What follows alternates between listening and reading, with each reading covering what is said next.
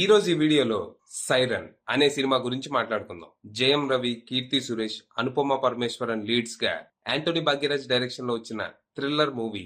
మరి ఈ cinema story ఏంటి, అది చూశాక నాకేమనిపించింది అనేది ఇప్పుడు తెలుసుకుందాం పదండి. ముందుగా ఈ సినిమా స్టోరీ ఏంటంటే, ఈ సినిమాలో మన హీరో తిలక్ ఒకప్పుడు అంబులెన్స్ డ్రైవర్ గా పనిచేసేవాడు. ఆ టైంలో తన శత్రువులు కొంతమంది తనని అన్యాయంగా ఓ హత్య కేసులో ఇరికించి తనని జైలు పాలు చేస్తారు. దాంతో 14 ఏళ్లుగా చెయ్యని తప్పుకి శిక్ష అనుభవిస్తూ ఉంటాడు. ఇకపోతే రీసెంట్ గా తనకి ఓ 14 రోజుల పెరోల్ లభిస్తుంది. దాంతో మనోడు ఈ 14 రోజులు తన ఫ్యామిలీతో, కూతురుతో ఆనందంగా గడపాలని ప్లాన్ చేస్తాడు.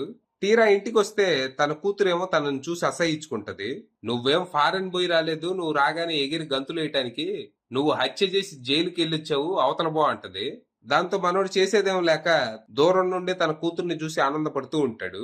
మనోడి విషాద గాథ ఇలా సాగుతూ ఉండగా at the same time alternate గా ఇంకో స్టోరీ నడుస్తూ ఉంటది.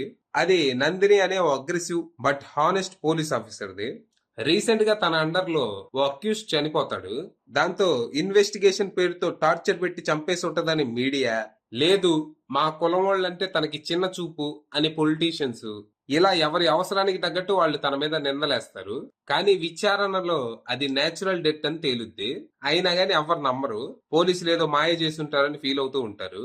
ఇక ఈ పెంట తర్వాత తను మళ్ళీ పోలీస్ ఆఫీసర్ గా బాధ్యతలు స్వీకరిస్తది. వచ్చి రాగానే తన ఏరియాలో వరుస హత్యలు మొదలవుతాయి.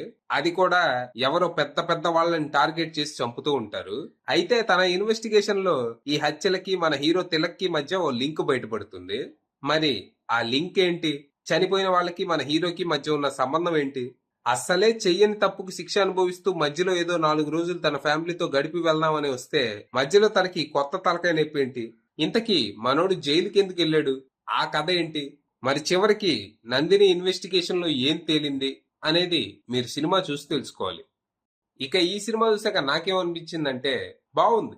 సినిమా ట్రైలర్ చూసి ఇదేదో సోది సినిమా అనుకున్నా గానీ ఒక్కసారి సినిమా స్టార్ట్ అయ్యాక ఎక్కడ ఆపకుండా చివరి వరకు అలాగే చూసా. యాక్చువల్ గా సినిమాలో స్టోరీ పాతదే, కానీ దాన్ని కొత్తగా చెప్పే ప్రయత్నం చేశారు డైరెక్టర్ యాంటోనీ భాగ్యరాజ్ గారు. ఆ ప్రయత్నం చాలా వరకు సక్సెస్ అయింది. సినిమా స్టార్ట్ అవటం కొంచెం స్లోగా స్టార్ట్ అవుతుంది.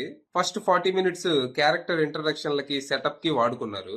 ఎప్పుడైతే ఫస్ట్ మర్డర్ జరుగుతుందో అప్పటి నుంచి సినిమా పరుగులు పెడుతుంది. నందినికి ఏమో ఈ హత్యలన్నీ తిలకే చేశాడని డౌట్, కానీ ఆధారాలు ఉండవు. ఒకవేళ ఏదైనా ఆధారం దొరికినా అది ఎవరో కావాలని తిలక్ ని ఇరికించడానికి ట్రై చేసినట్టు ఉండిద్దే తప్పితే నిజం అనిపిస్తుంది. దాంతో ఒక క్యాట్ అండ్ మౌస్ చేసి మొదలైంది.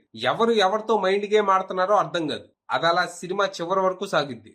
ఇందులో చెప్పుకోదగ్గ ట్విస్ట్లేం లేవు గాని టెన్షన్ ఉంటది. సినిమా చూస్తున్నంతసేపు హీరోకి ఏం కాకూడదు అని మనం ఫీల్ అవుతూ ఉంటాం. ఆ క్యారెక్టర్ ని బాగా డిజైన్ చేసుకున్నారు. తిలక్ క్యారెక్టరే కాదు, నందిని క్యారెక్టర్ కూడా బాగుంటది. ఈ రెండు క్యారెక్టర్స్ కి మధ్య చాలా సిమిలారిటీస్ ఉంటాయి. అవన్నీ భలే రాసుకున్నారు. ఇక సినిమా క్లైమాక్స్ కొంచెం రొటీన్ గానే ఉంటది, అయినా పర్లేదు. ఓవరాల్ గా ఎక్కడా బోర్ కొట్టకుండా థ్రిల్లింగ్ గా సాగుద్ది. ఇక సినిమాలో పర్ఫార్మెన్స్ విషయానికి వస్తే తిలక్ గా జయం రవి చాలా బాగా చేశాడు. తన క్యారెక్టర్ లో 2 షేడ్స్ ఉంటాయి, ఆ రెండింటిని చాలా బాగా పోర్ట్రే చేశాడు. ఇక తన కూతురికి తనకి మధ్య వచ్చే సీన్స్ లో అయితే కంటతడి పెట్టేస్తాడు. ఇక నందినిగా కీర్తి సురేష్ అయితే కొన్ని చోట్ల జయం రవిని డామినేట్ చేసిందని చెప్పొచ్చు. ఇలాంటి క్యారెక్టర్ లో తను ఎప్పుడు చూడలేదు. మంచి రఫ్ అండ్ టఫ్ క్యారెక్టర్ లో ఉతికి ఆరేసిందంటే. ఇక అనుపమ పరమేశ్వరన్ విషయానికి వస్తే ఉన్నంతలో పర్లేదు, బానే చేసింది. ఇక యోగి బాబు, అజయ్, ఇలా సినిమాలో మిగిలిన తారాగణం అంతా ఎవరి క్యారెక్టర్లు తగ్గట్టు వాళ్ళు బానే చేశారు. ఇక మ్యూజిక్ విషయానికి వస్తే శామ్ సిఎస్ ఇచ్చిన బ్యాక్గ్రౌండ్ స్కోర్ బాగుంది. ఇక జీవి ప్రకాష్ కుమార్ అందించిన పాటలు సోసోగా ఉన్నాయి. సినిమాటోగ్రఫీ, ప్రొడక్షన్ వాల్యూస్ బాగున్నాయి. ఇక డైరెక్టర్ యాంటోనీ భాగ్యరాజ్ విషయానికి వస్తే ఇందాక చెప్పినట్టు ఆయన రాసుకున్న పాత స్టోరీయే గానీ దానికి కొంచెం కొత్త స్క్రీన్ ప్లే రాసి ఇంప్రెస్ అయితే చేశారు. ఫైనల్ గా చెప్పేది ఏంటంటే, సినిమా నాకైతే నచ్చింది. మేబీ లో ఎక్స్పెక్టేషన్స్ వల్ల అనుకున్న దానికంటే ఎక్కువ నచ్చి ఉండొచ్చు. మీరు కూడా ఏ అంచనాలు లేకుండా డిజ్నీ ప్లస్ హాట్ స్టార్ లో ఈ సినిమా పెట్టుకొని థ్రిల్ అవ్వండి. అది విషయం.